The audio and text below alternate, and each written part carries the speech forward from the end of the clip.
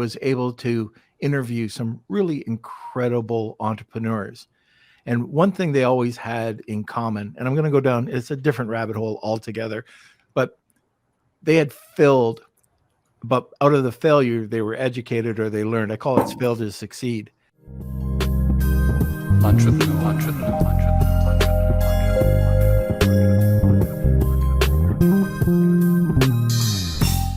Hey everyone, it's Norm Farrar, aka the Beard Guy here, and welcome to another Lunch with Norm, the e-commerce and Amazon FBA podcast.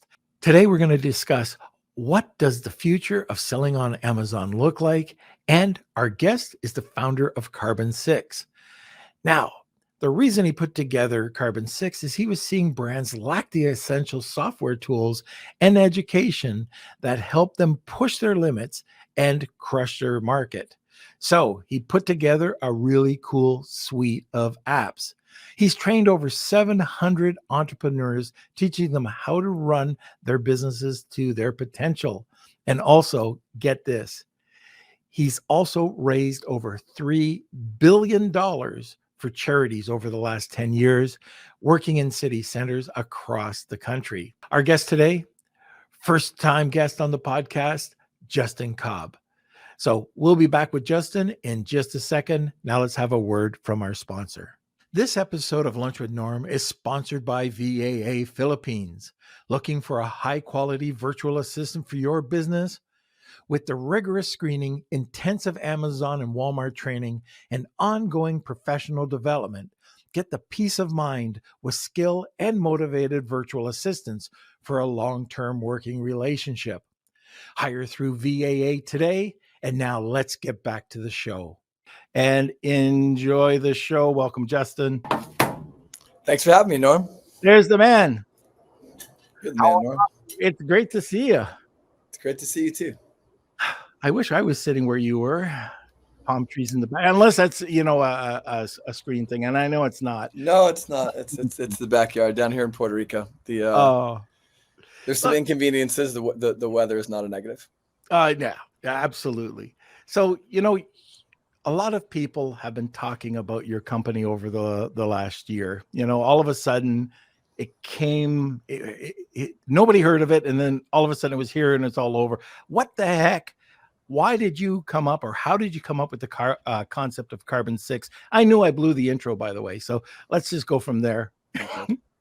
Yeah, it's interesting. I had a previous career, Norm, that I worked real hard at. I built a business. It's an outsourced sales and marketing business. I moved all over Europe and the States while building it, and moved down to Puerto Rico with my family during COVID, and was going to take it easy. And Carbon6 was my failed attempt at taking it easy. So I think it's interesting. We started to go to a lot of D2C shows recently, and there's some big differences between D2C native brands where they have a concept, they build a brand, they're very proud, and then when those brands try to go sell on Amazon, they gotta learn the ropes on Amazon. Whereas Amazon sellers find a keyword or an opportunity and then build a brand to exploit that opportunity. I think Carbon6 is really the latter of those two, where we saw a huge market. And I was doing a bunch of investing stuff. And it became really apparent to me that wasn't going to be enough for me, and I wanted to operate and grow a business. And so everything that I looked at, I'd look a little deeper at the sector and the industry and see what the opportunity was. And the opportunity that we saw was you have $600 billion in annual sales on Amazon's platform, of which we estimated 5 or 6 billion is spent on software, automation, agency services, etc. And no one to this day even has 1% of that. So huge market that was a safe bet to continue to expand, with no Coke, no Pepsi, no Uber, no Lyft, so to speak, right? What we saw was there was a few companies that had built to some degree of scale, that seemed to be really well positioned for the new seller, and really built their brand around, I think, like the first leg of the journey with Amazon, which involved a lot of people without previous experience coming in, building a brand to, again, take advantage of the traffic that Amazon had created. What we didn't see was any company that was well positioned to provide a suite of services and software for what we call the professional seller. And what we hypothesized was that there was going to be a huge move upstream in terms of the consolidation of the revenue. And what you see is every year, less and less sellers are occupying more and more of that 600 billion. Saw an opportunity and built a business to try and serve that market. Back when you started out, I believe it was a field of aggregators, hundreds of aggregators, and I think it was the height, wasn't it? That was the other thing. So if you look at our first deck, it's like Thrasio. And I think Heyday had just raised like some crazy sum of money, 787 million or something nuts. So that was the beginning of it, and that was like all the rage. And then we went into the e-commerce gold rush, and we talked about the analogy we made was the picks and shovel companies were the companies that were the best investments back during the gold rush, and services and software are those picks and shovels for sellers. So we drafted off the success from a fundraising standpoint of the frenzy and the mania and the just irrational nuttiness that was happening on that side, with what we thought was a better business model long term. We still believe it's a better business model long term. So I think the stars aligned pretty perfectly for us to be able to do that. And then from that point, we didn't know how long the frenzy was going to last, so we knew we needed to move really, really quickly. And so today we're building more solutions than we're acquiring. But at the time, it was a race to get revenue and get relevancy and take advantage of drafting off the success that the aggregators were having.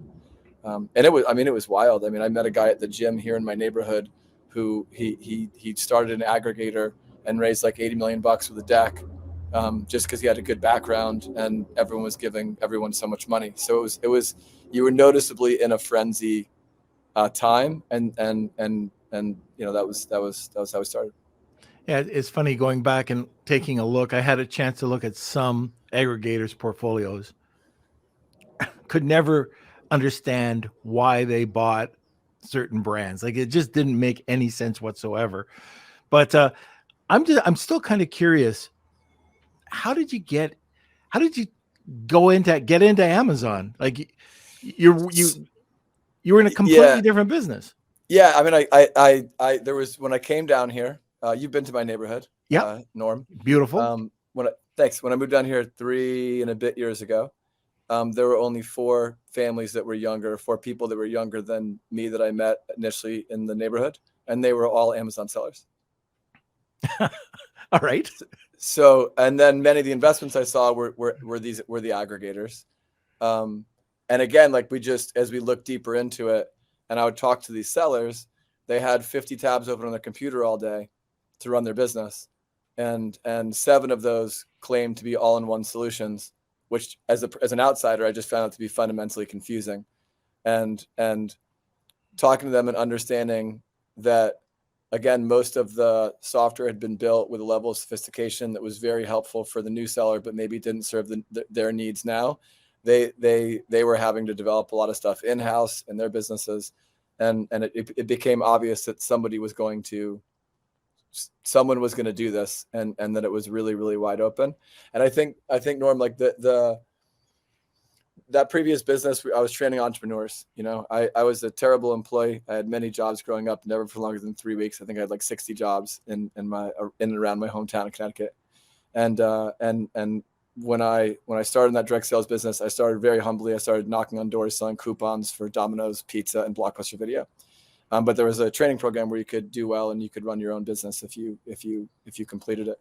And what I found was that working for myself really unlocked my ambition and my motivation. And then then we started training people how to run these businesses, and eventually took it all over. I moved to England and Ireland, Scotland, Wales, and Spain, Portugal, Italy, Poland, and today I have hundreds and hundreds of people running these businesses. And what I found was there's nothing that was more motivating to me personally, nothing that unlocked me more than training other people on how to be successful and run their own company. And so there was a lot of that language, obviously, for the Amazon seller as well.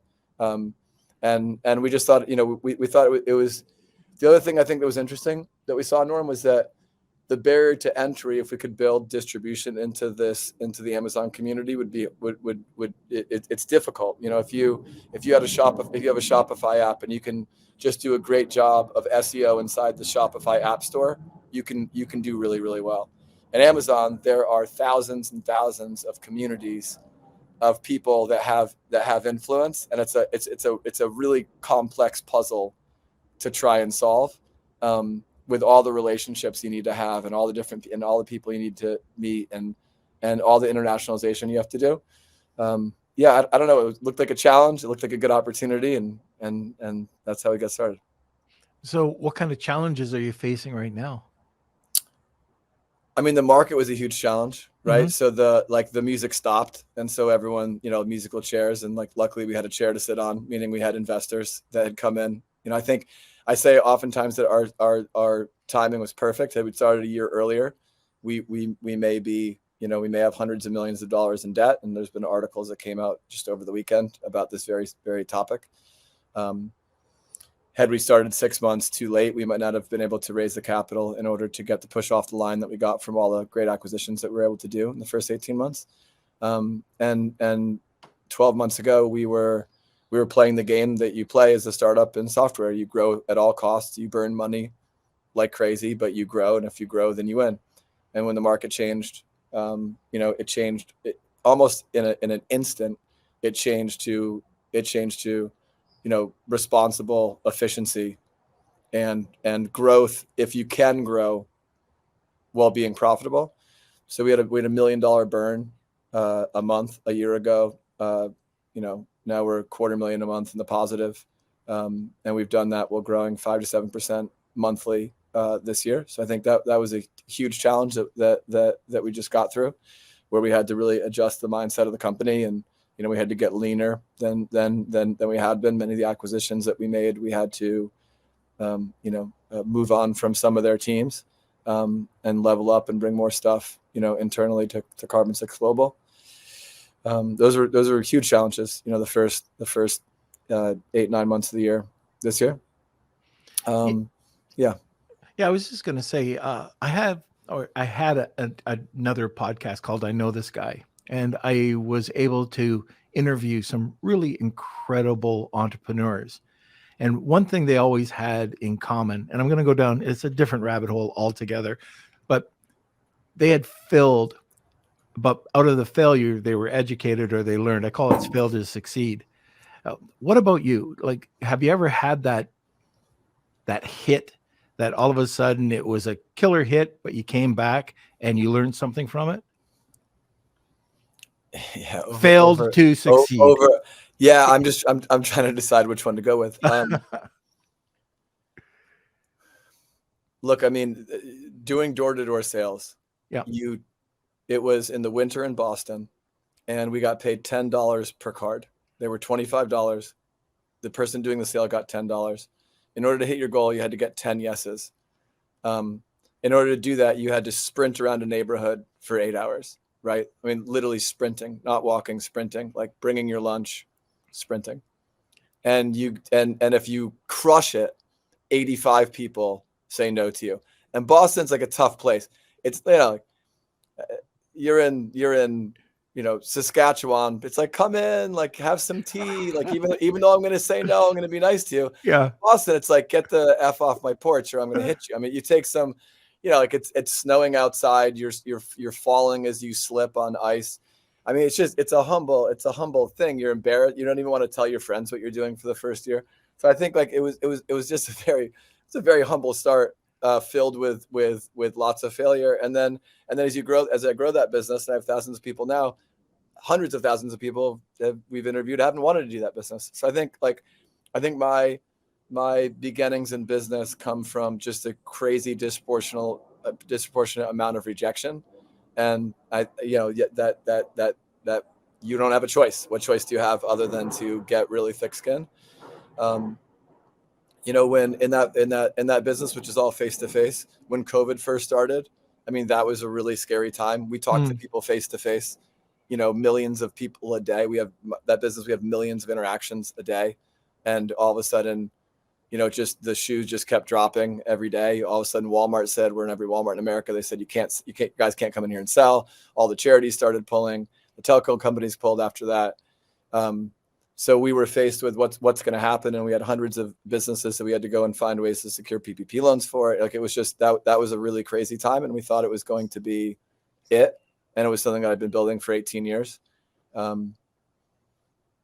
ended up getting through that. But I think that, and this, like, what you get, it's got to feed you, right? Like, the more messed up something is, like, the more I want to deal with it, and I like, the more screwed up the situation is, the more motivating it is. Like, the more focused, you get, the more entrenched in it you get. And like, I think you got to really get excited about, like, getting hit in the mouth as an opportunity to show how tough you are, Mm-hmm. So I don't know if there's like a single event, but I think that, like, I think that there's like acute events that happen all the time. And as you decide you're going to take on more responsibility and take on more, whether that's people that are working for you that depend on you, or investors, which, like, that's a whole nother, before this business, I'd never had an investor before. That's a whole different level of, like, pressure and have lots of, like, my closest friends that are invested in Carbon6. That's a whole nother thing. And all the acquisitions, and many people have earnouts, and they weren't planning on selling the business, and we got them excited about it. And so I think that within every day, within every week, there's if you're doing it right and you're pushing the envelope fast enough, you're having, like, near-death experiences with your business on a daily or weekly basis, and just learning how to navigate them in the best way. I can't remember the last time that, like, something's really, like, hit and hurt, because I think that the outer layer is pretty, before I started in that direct sales business, I hadn't worn shoes in 2 years. I was like a total hippie.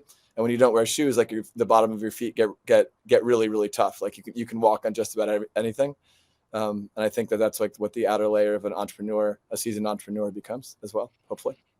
Yeah, I've talked about that before, where 20, 30 years ago, I wish I knew what I know now. Things that would keep me up at night, like not sleeping at all, complete insomnia, ulcers. And they literally would just, like, what? They still, like, they have an effect on you, but what was it? I was really upset and depressed at one point in my life.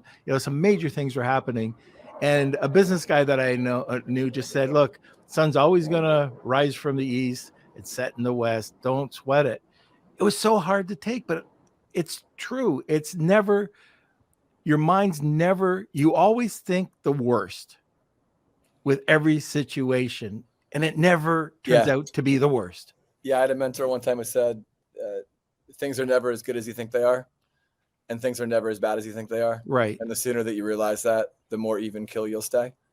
I mean, it's exactly right, because when you asked me that question, part of where my brain went was, like, some of the biggest setbacks I had emotionally and mentally, but they weren't necessarily big things. They were just early, before I knew how to deal with stuff. Mm-hmm. Right.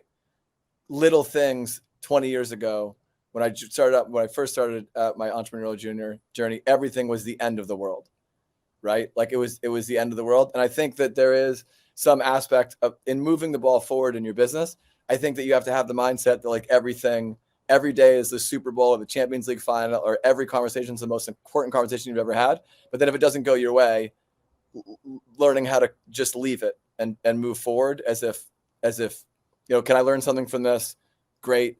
That's, I can make a commitment in this situation to do something different next time I'm in a similar situation. But other than that, there's absolutely zero utility in me taking this with me any further. I'm just going to let it fall off the back and keep running. I would love to have you back and just talk about entrepreneurship one of these days. But today I was supposed to be talking about something else. Okay. Let's talk about Carbon6.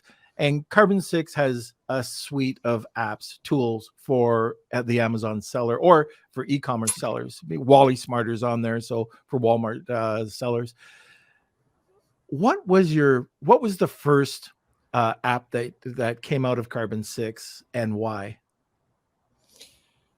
What was the first? So there was different stages to the business. Okay. Mm-hmm. So the first 18 months, we were buying businesses and raising money for the purposes of buying businesses and raising money, to be very candid. Mm-hmm. Like I said, there was a wave and we were trying to capture it. So our first acquisition I bought on my credit card. It was called Merch Wizard. It was for Merch by Amazon, which maybe some people might not even know what this is.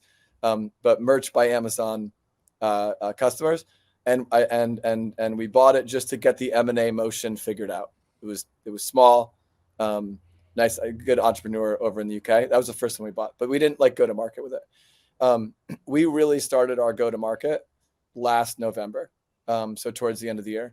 And the first thing that we started that with was Seller Investigators, which is just a profit recovery. It's a 3P profit recovery business. We had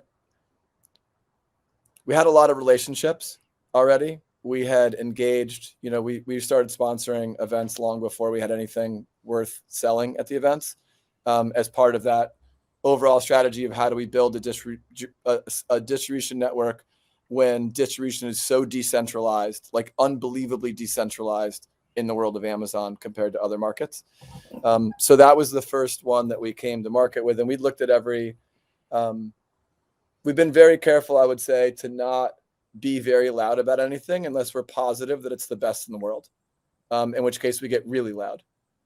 So we looked at many other competitors, Seller Investigators, and there was just certain advantages that it had. It had a huge advantage on the tech that we saw, and then it had an even larger advantage on the labor side. You can't automate the opening of cases, so some aspect of it has to be human. And the founder of Seller Investigators, one of the co-founders, Rob, his wife is Filipino. He built the business while living over in the Philippines. They lived over there for 6 years. They have an incredible charitable organization over there in Cebu as well. It's very important people in the community, and the team that they had, and we knew would be an advantage that we would have forever. We also, and then so we go out and we start doing audits, and we see, okay, a lot of people signed up with other services that might have been better at sales and marketing than they were at fulfilling on that service. And so I think we 5 or 6x that business over the last year. The next business that we've really taken to market is PixelMe.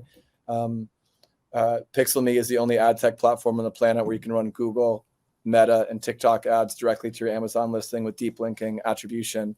Helps you skyrocket your organic rank while taking advantage of the brand referral bonus. So that was really 3 months ago. We launched the ability to optimize for conversion. So a lot of people have tried other services, other softwares, and just haven't been able to get the ROAS under control. I think part of it is just understanding that it's a ranking play. This is not a traditional PPC campaign where you're going to judge things based on tacos, although that's something that we offer inside the platform. We can get it to that point, and the way we get it to that point is by optimizing for conversion, which allows the Google campaigns to get smarter and smarter and smarter over time. Those are the two we've gotten the loudest about since, and then So Stocked is a tool that has thousands and thousands of users that, from an inventory management standpoint, allows you to replace spreadsheets with software and make great forecasting decisions. We've done a tremendous amount of work on that in terms of R&D. It now links up with NetSuite, integrates with NetSuite, and has really become a go-to for agencies, aggregators, and large sellers. And I could kind of go on and on and on, but I think we have many different tools. We're constantly iterating, have them in the lab, and then go out with 1 or 2 to get really loud about what we're working on more and what we're working on, doing development on others. And then the user experience will just start to get more and more and more integrated. So we launched a few weeks ago a single sign-on and a navigation bar where you have an app drawer and you can single click without having to go to other tabs. Again, the goal is to take my buddies here in the neighborhood, there are 50 tabs, and get it down to 40, right? Which we could occupy 10. And over the next few months, we'll roll out, unified billing and unified authorization and more, with the vision really being 36 months from now, you and your team go into Seller Central and you go into Carbon6 and you have to go anywhere else. Nice. Yeah, I've heard incredible things about seller investigators. Even at Pixel.me, I was just talking to your team about that. But for people that have never tried this, first, I wanted to mention, because I've seen this in our group where somebody said that companies like Pixel.me are against TOS. Yeah. 100% not true. Yeah, not. I mean, it'd be pretty crazy to build a business where Amazon is undeniably the master. Yeah. That we have to serve, and to throw that away. That would be pretty dumb. It would believing that would require believing that we are a company of idiots. That would be. Now, specifically what happened was we launched the optimization for conversion. One of our team members was fired up, sent out a message on Facebook that was not approved by our marketing department, with language that I wouldn't have used. Mm-hmm. And it riled up another company that I suppose would be considered a competitor. They then sent that out. They then sent out to their whole list and more, saying that we were against terms of service. We have since sent a cease and desist to this competitor. We are considering all of our legal options. But no, of course not. Like it's there's nothing against terms of service. We'll be announcing in the next few days, in fact, that the Emerald program we're launching. It'll get announced at Accelerate in a couple weeks. The Emerald program, where you can get notifications for third-party apps inside of Seller Central. Pixel.me was selected for that. We're one of, I think, like a dozen apps that's part of that. We're verified, and et cetera, et cetera, et cetera. But it's pretty wild. It's pretty wild. I had a lot of experience in business, but not in one where people will publicly attack like that. That was a new experience for me. Yeah. All of a sudden, I started hearing about that, and it's just like, what's going on? It can't be. But I'm glad you're here just to clarify it. And what one can say that all publicity is good publicity. That might be true, unless it's about, but this could screw up your business because it's against Amazon's terms of service. So this would be a clear exception, I think, to that rule, because again, it's not just the master that we have to, and I hate to use that word. It's everybody's in the same boat. Nobody wants to get their account suspended. Right. But yeah, I mean, we've been able to do amazing things with Pixel.me, and I think it's the piece of innovation that we think really signals to the market what they can expect from Carbon6. Yeah, while you were saying that, my dog came in completely drenched from the lake and decided to shake all over. So, you know what's funny? About 10 minutes ago, we got chickens recently. We've never had. We have 3 children. We've never had pets, but we have chickens now, because my wife, who's deathly afraid of actually that's an ironic word to use, the FDA, and tries to do everything she can to, so she wants to make so we'll have organic eggs, and the chickens were just over here doing their thing about 10 minutes before. So. Animal Kingdom with Norm. Yeah, there we go. Yeah, organic lunch with Norm. Yeah, I like that. Okay, it is the bottom of the hour, and at the bottom of the hour, we got a bunch of people listening right now, a lot of new listeners. So we have something called the Wheel of Kelsey at the top of the hour. Today, we've got a great prize, but to enter this, it's #Wheel of Kelsey. Tag 2 people, you'll get a second entry. Justin, what is that giveaway today? So we're giving away 6 months of unlimited reimbursements for seller investigators for free. So it doesn't matter what size you are for the first 6 months. And this includes whatever we find in the look back. And we tend to find a lot in the look back. Yep. Even though we shouldn't find anything in the look back, we tend to find a lot in the look back. 6 months for free. And then 6 months for 2 ASINs on Pixel.me for free, done for you. Our team will will do the service for you.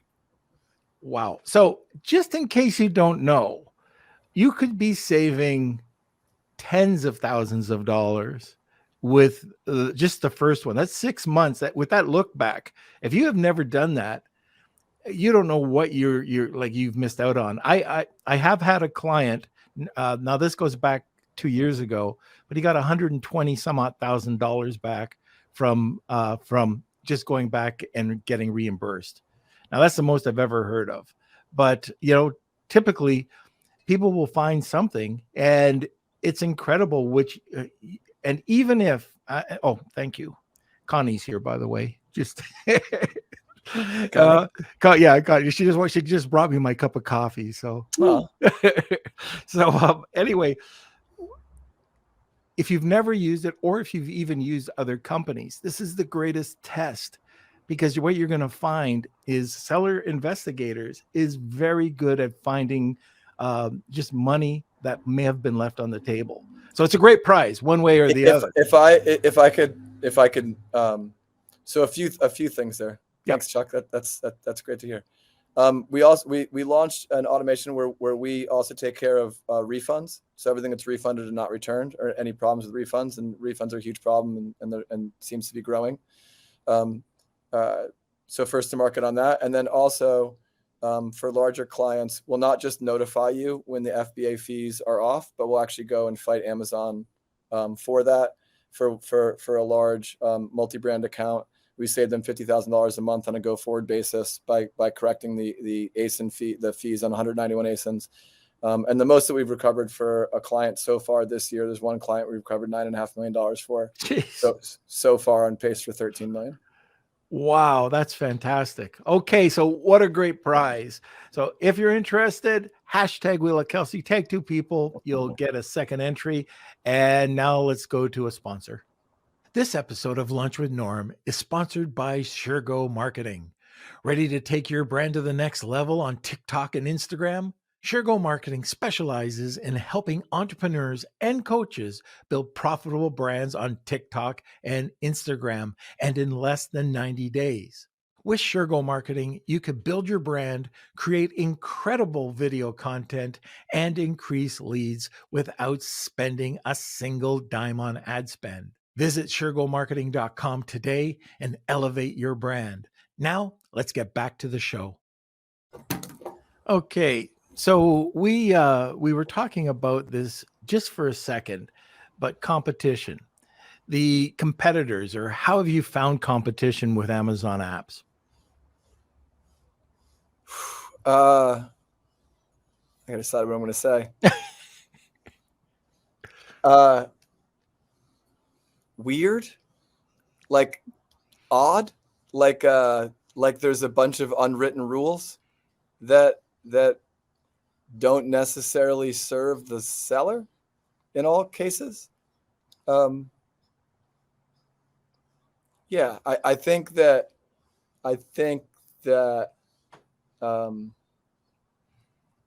we're playing the role of a disruptor, right? Yep. And I think there's certain structural advantages that Carbon6 has. One of which is you can have a loss leader when you have more products to have people to put, that people will put in their carts. So like from a price perspective, we can be pretty aggressive, because even if we can give away 6 months for free of reimbursements. I don't know. One of your someone who was messaging on the bottom who said he's starting to use Pixelme, has a huge brand, and he's, I don't believe he's currently using seller investigators to my knowledge. 6 months, that could be huge. That could be I don't know, a couple $100,000.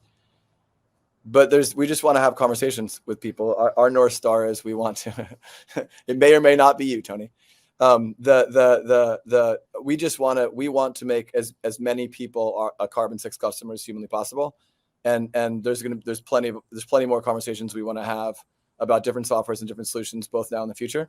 So I think that gives us a structural advantage, which if I were competing with us would be kind of scary, right? It's like we can come in and just drop the price of reimbursements, because if we lose money on reimbursements, that can still be a great business strategy for us. But if all we did was reimbursements, we can't. And so what does that mean? Not only can we drop the price, but we can also increase the level of service. We can go after a case that's 1 penny or $1, even if it costs us $4 to go out. It doesn't make any difference to us, because what we're trying to do is just build trust and build brand and create a network effect. Like I said earlier, it's difficult. It's a difficult world to distribute into because there's so many different, as we're having this conversation, and many people who love and trust you are here in Singapore. There's someone else with not nearly as cool of a beard or production or has done such a great job raising his unbelievably good looking and funny and kids with great personalities. But like, this conversation's happening in other places, and we're constantly thinking, how do we create this network effect? We know that when someone has a good experience, they're going to tell a few people, and they have a bad experience, they're going to tell the whole world, or maybe their entire list. They're going to slander you too. And in the case of the example we talked about earlier. So yeah, I think we're playing the role of disruptor. And I think that when you're playing the role of disruptor, and we're trying to argue on merit, we did this audit. Here's what we found. Here's what we can do going forward. Right. Or other people are optimizing for clicks. We're optimizing for conversions. Here are 28 case studies showing why that matters. It creates interesting reactions. Okay. Yeah. I have to agree with you with competition, not only from your end, but from this end. I've never seen competitors be so aggressive, to try to shut your listing down. If you're doing good, all of a sudden you're getting all this crap. You're getting fake infringement, Totally. claims. It's completely different than what I'm used to. And it only started when I first got into Amazon back in 13, 14. It was pretty friendly, a pretty friendly environment, but it's getting a little tougher and tougher and tougher, as more people get into it. But now let's talk about setbacks and mistakes. What do you see like brands making? What are the biggest mistakes or setbacks you see? Yeah, it's an interesting question. I mean, I think that learning how to scale and learning how to hire and train and manage. And I think you see some people outsource way too early. And are a little too excited about like the lifestyle of like, I don't have to work very hard and the money's going to keep coming. Yeah. And I think that like maybe that worked in 2015 or 2016. I wasn't in the game then, but that's the like general, that the zeitgeist was just very different back then. And the amount of commitment that it takes today is a different level of commitment. The amount of sophistication it takes to run your business properly is just a different level. And so I think, adapt.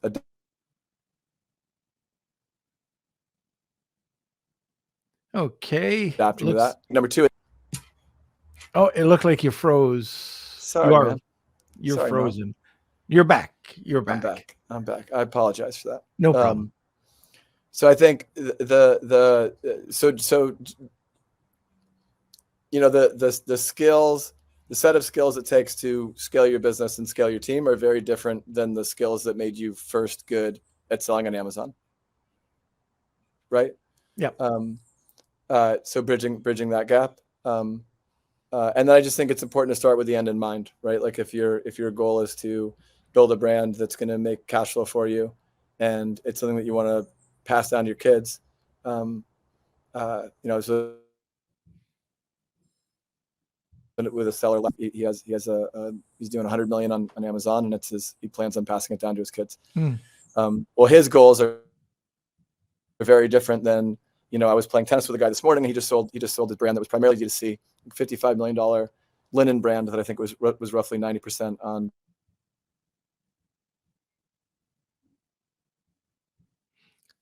D2C. Okay, we're just having a little bit of a problem with your connection there, Justin. Sorry, Norm. Is it?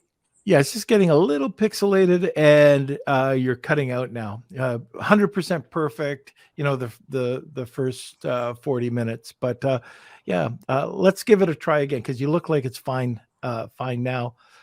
You talked about scaling. There was a great book out years ago called Crossing the Chasm. It was about tech companies. How do you, do you have any suggestions for entrepreneurs who are just starting or just at that point where they need to scale? How do they do it properly? Yeah, I think that if you're a person that doesn't have experience, I think you need to start by hiring someone that has experience. And I think that, very specifically for many Amazon sellers, if you're not going to be that person, if you're not that operations person, hiring someone that can be, and not being so worried about the price that person costs. Right. It's like the cost of not getting that right is going to exceed the cost of getting it right, or the opportunity cost you have by not getting the right person. So I think if that's not something that you have experience with, I think that finding someone who has experience, who's scaled a business, is a really important thing to do. Yeah, I've heard, I've gone to a lot of events, and I've listened to people say, "Oh, how you hire a VA," and some of the times I hear things that I shake my head at. And again, this is just my own opinion, but trying to get somebody, like you just said, at the lowest cost. I always prefer to actually pay a little higher, because that person back, let's say in the Philippines, first of all, has to support a family. And if it's just a jobber, that's completely different. Like if you've just got a task, it's a one time, one and out. But ideally, if you've got something that's going to take somebody 20 hours a week and grow, I'd rather even pay them the 40 hours a week, give them a whole bunch of training, and try to, build up that person. But the other thing is, so many people don't give the VA the tools to succeed. Like, first of all, cell phone, okay, let's check out your cell phone, your computer. What year is it? Your internet speed, super easy fix. And if you want to pay a few bucks an hour and they have a crappy computer, you might as well just, pay them 3 or 4 times the amount, because they're never going to get their work done. The other, like in the Philippines too, I don't do this right away. So I buy all this for the people that come on, whether they're new. If they've gone through our hiring process, we give them, we have a 3-month probation period. After that, if they've proved their weight, we take care of the computer. We have an agreement going into it. We'll buy them a computer right into it. They pay, or we pay for it, and they pay for the first 3 months just on installments. After that, we take care of the full thing and take care of the installments. But also a generator. Like, the Philippines is known for blackouts. Why are you paying somebody in an area that's going to have blackout? Why don't you pay for a generator for them? It's $1,000 or $2,000. It's not a big deal. And, for them, first of all, now they feel loyal and they feel secure. Security is everything. So for a family in the Philippines that doesn't know, like, $2 an hour, who's going to live on $2 an hour? 3, 4? If you can give, if the average wage for what they're doing is $4, give them 6. It's $6 an hour. Now they will. There's one thing I found with VAs, and always in the Philippines. I don't see it too much anywhere else. But have you ever noticed there's always a family emergency when you pay people really low? The family emergency is they got a job from somebody else who's paying them a decent wage. Yeah, so that's true. Anyways, that's just Love it. Something I've learned. Yeah. Okay. So last question, where do you see Amazon going in the future? It's going to continue to go up. I think that the size of the exits are going to get bigger, larger and larger and larger. I think that because the barrier to entry is higher than it was, it takes a more dedicated person who's more intelligent with a better team. And I think one of the things that's fascinating, I was mentioning, I think it cut out, but I was playing tennis this morning with a friend who just exited from his linen brand, and they were doing 55 million or so, of which 90% was on D2C. He exited 6 weeks ago, and he's already starting product development for his next brand. And it won't be in bed linen. It's not going to be bed sheets, but it could potentially be pretty close. And just how unique that is, where you can exit and then do it all over again, and not have a non-competition issue. What that means is that professional sellers emerge from that, makes the barrier of entry for a new seller obviously much more difficult, because there's well-capitalized people who know what they're doing.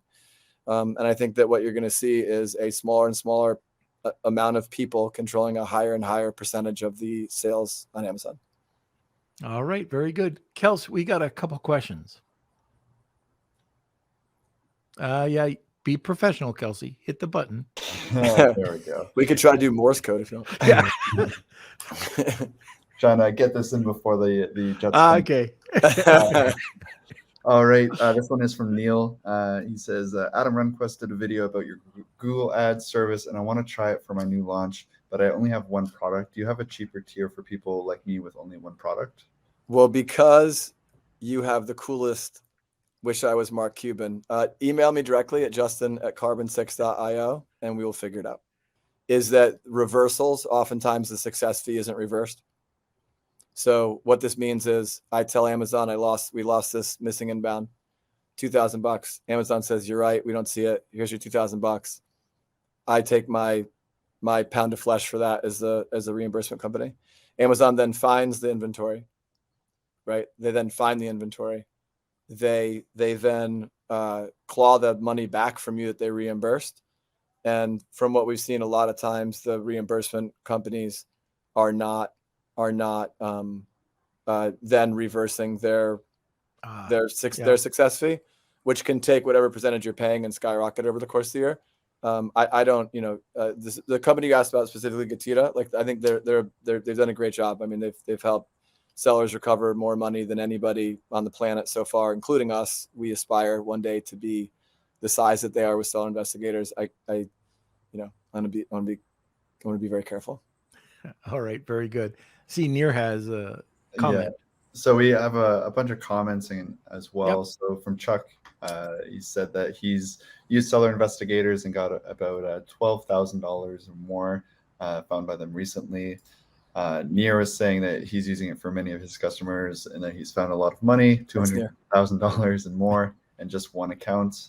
And then I also asked the audience what their favorite tool is, and Near says PixelMe, Seller Investigators, and PPC Entourage. So awesome. Thanks everyone for the comments, and thanks, team. All right, very good. Okay, so this is the last opportunity you'll get to sign up for the Wheel of Kelsey today. So hashtag Wheel of Kelsey, tag 2 people, you get a second entry, and it's for a great prize. That's 6 months of Sellers Investigators. And what was it for, PixelMe? 6 months free for 2 ASINs. Perfect. All right. So now, Kels, let's go to our final sponsor, and then we'll come back with the wheel.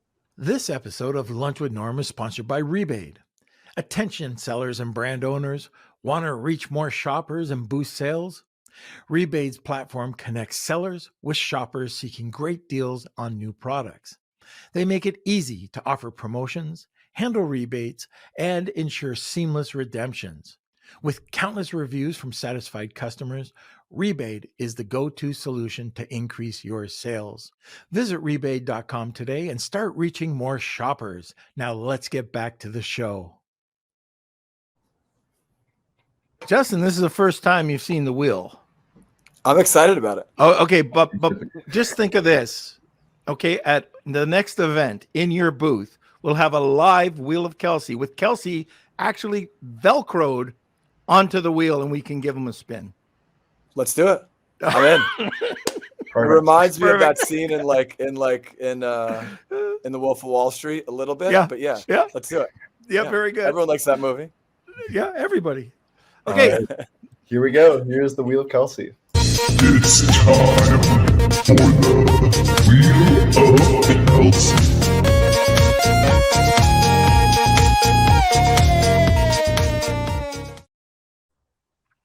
Okay. All righty. So thank you everyone for entering today's Wheel of Kelsey. I'm going to spin these up and let's see who today's winner is. We do this every single episode, and make sure you come back Monday, Wednesday, and Friday at 12 p.m. Eastern time. And it's All right. Cool hand. Luke. Cool hand. Congrats. All right.